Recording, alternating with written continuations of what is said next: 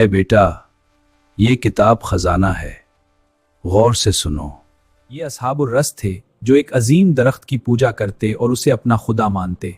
अल्लाह ने उनकी हिदायत के लिए हजरत हंजलाओ को भेजा, जिन्होंने उन्हें सच्चाई की राह दिखाई। उन्होंने एक गहरा कनवा खोदा और अपने ही नबी को इसमें कैद कर दिया। जुल्म की इंतहा ये हुई कि उन्हें इस गहराई में जिंदा दफन करके ऊपर भारी पत्थर रख दिया गया। तब अल्लाह का गजब एक काली आंधी की सूरत में नाजिल हुआ, जिसने पूरी बस्ती को अपनी लपेट में ले लिया। देखते ही देखते वो मगरूर लोग और उनके महल्लात जमीन की गहराइयों में गायब हो गए।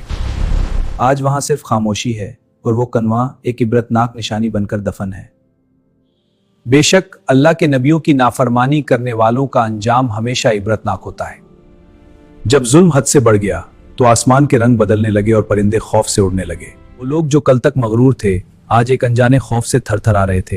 क्या ये वही तूफान है? अल्लाह बचाए। उनका झूठा खुदा, वो अजीम दरख्त, उनकी आंखों के सामने जलकर राख होने लगा।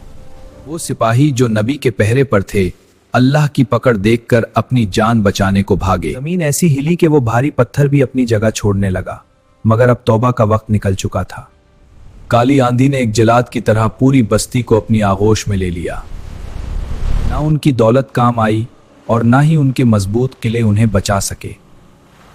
हर तरफ चीखो पुकार थी, मगर सुनने वाला कोई न था सिवाय कहरे इलाही के।